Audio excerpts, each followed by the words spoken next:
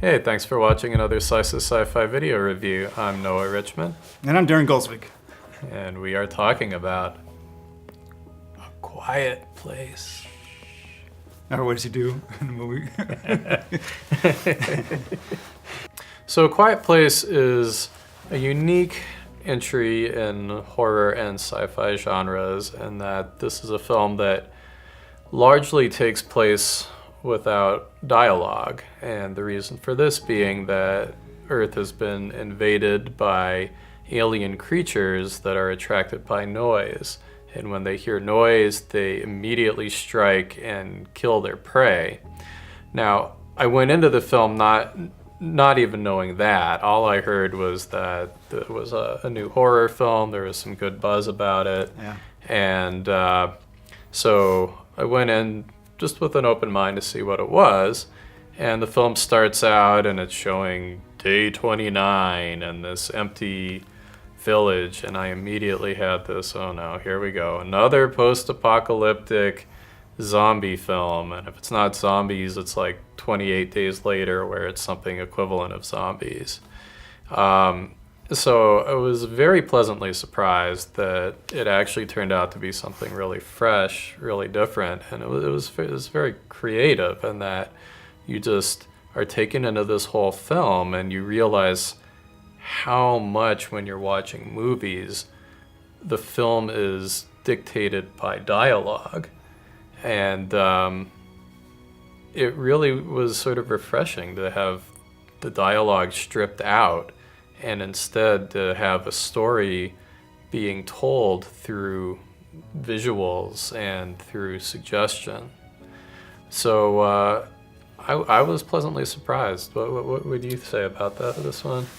Yeah. I mean, the only thing I knew about this film was the brief trailer, which I saw, and I just kind of with Emily Blunt, in the bathtub doing this, and that's about the extent of it. So, and I'm very cynical with horror movies, as you know. So right when the movie started, I was intrigued because I was thinking, not unsure what the hell this was about. But I was grabbed from the beginning. I mean, just the way Krasinski, just the way he sets the pace and the overall tone. And, I know the budget for this movie wasn't large, but what he was working with was just absolute, the minimalism of it really brought out the tension. And I've never been sucked into a horror movie. I don't even want to call it horror, but in this kind of a suspense in quite a long time. Right. Just from the point of dealing with when we see the final, the aliens, if you want to call them that, when they make their film appearance, it just, at that point, I was like, this thing is amazing. I mean, Yeah. I absolutely love the movie. I mean, just from every part. So. Yeah, no, I definitely agree with everything you said. I think one point I would make in terms of what I thought was not 100% right with the film. Early in the film, when we're introduced to the aliens, they're just like this blur that shoots across the screen, and you know that they cause death in their wake, but they're kind of this hidden suggested Right. evil creeping around. Later in the film, where they become much more visible, I have no problem with the creature effects. I think that they were well done, but for me, it took away somewhat seeing them. Like, suddenly you have this visual creature that's there walking around, and I didn't find that quite as effective to me as when they were first more kind of hinted at this fear that's being hinted at, rather than something that was really shown very graphically. So I did have that complaint about the movie. Yeah. The other thing that for me that was not perfect about the film, because don't get me wrong, this is a very nice surprise. Really like this film, but one thing that I would complain about is I did feel that there was some tendency to pile suspense upon suspense upon suspense, so that you would have scenes where and then he falls, and then something clatters, and then this, somebody knocks into this, and then this other thing goes wrong, and then this other thing goes wrong, and it starts piling one thing on the other to the other, where it's like, well, this is just a little too much. Like, somebody should have been completely, the alien should have come in and killed somebody at this point then. Well, I mean, movies themselves are full of cliches. I mean, we've seen this common. That's a problem, I think, a lot of times. What's this? I didn't want to stop you from hitting your thought there. Well, just the thought that there were some points where I felt like they built it up to the point where it actually detracted from the tension. Okay. Because it had hit a point where I felt like at this point something should have happened, and the fact that nothing's happened and they're still building it just seems to me like they're just piling too much all at once. See, I see what you're saying, but for me, it was the way they humanized the characters and really created this sense of, I don't know, I was compassion. I mean, as a father and you have children, there's nothing you would not do for your child. And the way the movie was set up from the point of the child who was deaf, right, and the point of view that they set up, from the sound and audible part was just beautiful. And I think the moments of tension that are set up, really as a father, I mean, what would I do? And there were times where you see kind of this nice touching moment between Emily Blunt and John, as their as characters. They're married in real life, but just the scene when they were dancing together, I thought that was just so.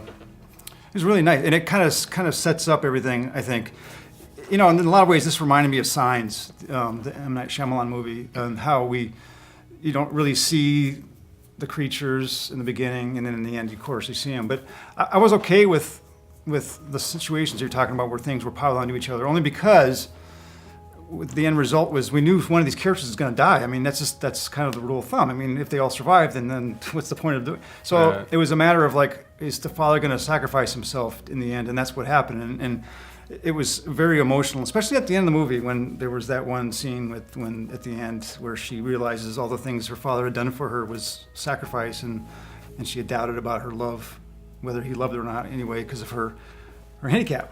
Right. But at the end, that was so emotional, and I thought that was a very powerful moment. And again, for a film to be a horror movie in the genre, to have this much emotion and kind of this compassion is really unusual, for at least for me. I don't see a lot of horror movies, but the ones I have seen, they're just very connected dot-like. And so, this movie had some of those, but there was so much more going on than that. I was okay with some of those because.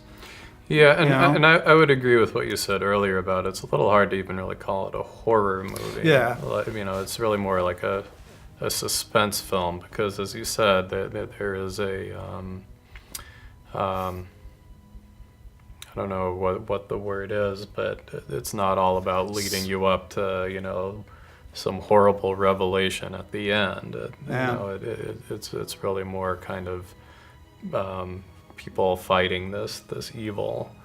But there was lots of assumptions. I mean, you had to fill in the blanks yourself, and we never got a backstory other than the newspaper clippings. And I love the way he kind of narrated the sequences up without taking a lot of time. Right. But we still don't know, And sure, there's a lot of things that we're thinking, why would a lot of room left open for sequels. Well, and I was after the movie. I was like, who directed this movie? Because I didn't know who did it, And I saw it was John. I was like, holy crap, this guy's. And he did the script for it. This guy's. He's man. Yeah. I mean, I was impressed because I was expecting, who's this great actor, and I'm sorry, great director. Is this someone that I'm familiar with? And it just blew me away that I saw that he was the one that directed it. So, props, man, all around. If anything.